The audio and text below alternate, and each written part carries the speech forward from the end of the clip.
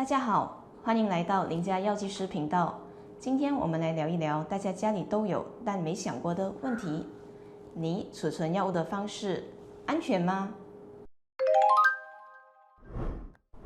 当年我在医院的药剂部门服务时，常听到很多因为储存药物的方式不当而导致严重后果的个案。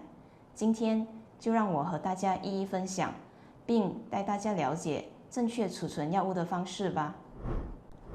第一个不适合存放药物的地方是车内。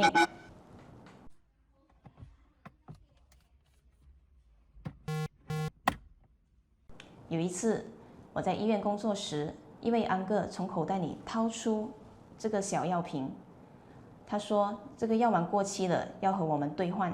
我一看，原来是心脏病的急救药丸，而且药丸几乎粉碎。我问他，你到底把药物收在哪里？怎么会那么粉碎？他说，我就收在车里啊。马来西亚的天气热情如火，车内的温度有时可高达摄氏60度，并不适合收藏药物。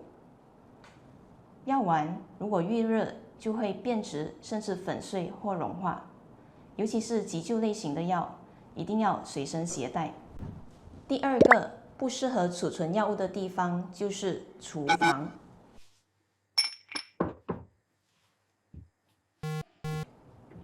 有的安哥安弟是需要吃了早餐后才服用药物，因此放在厨房就方便提醒他们吃药。但是煮饭时的高温和油烟会加速药物变质。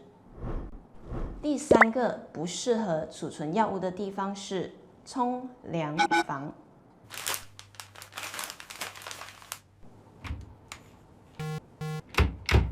有些冲凉房内的镜子是柜子型设计的，有的人会把药物和保健品放在柜子里。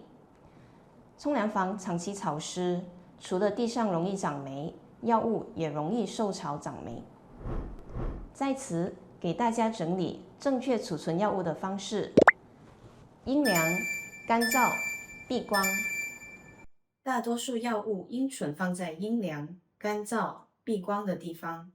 高温会破坏药物稳定性，导致变色、变味或变质，因此不要放在车内、窗边或靠近热源处。潮湿会让药片变软、崩解、胶囊变形，所以避免放在浴室、厨房等潮湿环境。强光或紫外线也可能加速成分分解，应避免长时间曝晒。记住，阴凉、干燥、避光才能确保药物更安全、稳定。接下来，我们来谈一谈各种药物储存时要注意的事项。马来西亚常年如夏，户外的温度有时可高达摄氏32度，但室内的温度常在25至28度之间。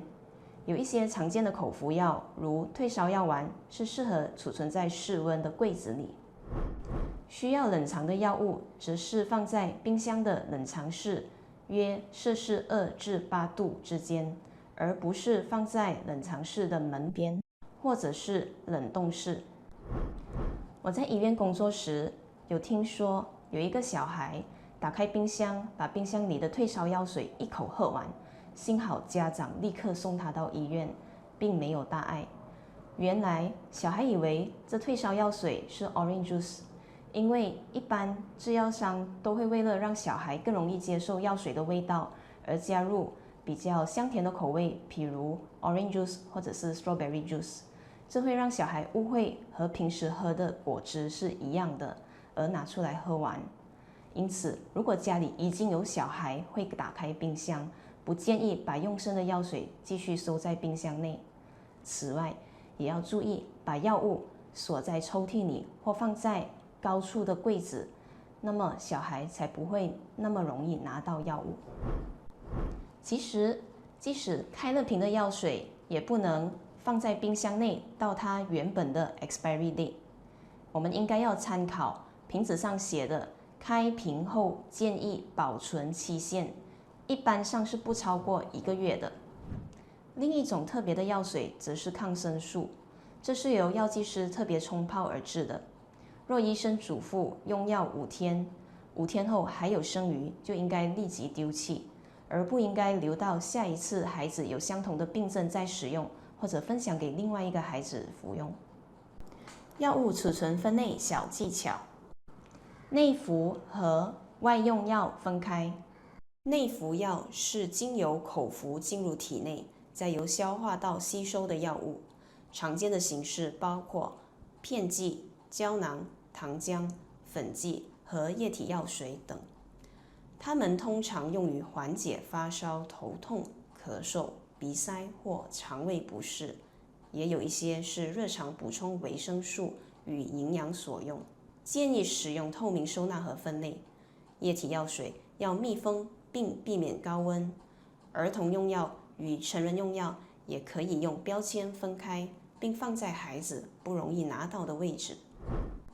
外用药指的是直接涂抹、喷洒或贴在皮肤表面的药物，主要作用在外部组织，不会经由消化系统吸收。常见的外用药包括软膏、药膏、喷剂、药水、贴布以及眼药水、滴耳液、喷鼻剂等。它们主要用于舒缓皮肤、眼睛或肌肉的不适，建议使用透明收纳盒分类，也可以用颜色标签来区分。慢性病和急救药分开。接下来，我们来看看家中最常见的慢性病药物。这些药是每天规律服用，用来维持健康的稳定，让病情不要恶化。这些药物建议保留在原包装，因为上面有完整的药名、剂量和服法，比较不会混淆。接下来，我们来看看家中很重要的一类用药——急救药。急救药是在突发急诊时，用来快速缓解症状、稳定病人情况，为后续治疗争取时间的用药。在不同急诊情况下，会使用不同类型的急救药。这些急救药应该放在家中最容易拿到的位置，并且定期检查有效期限，使用后也要记得补上新的。如果你也有发现你有一些常见的储存药物小错误，也欢迎在留言区分享，我会和大家一起讨论可以帮助你的方法。下集我们会聊如何善用小工具提醒我们用药的时间。别忘了订阅频道林家药剂师，我们下期再见。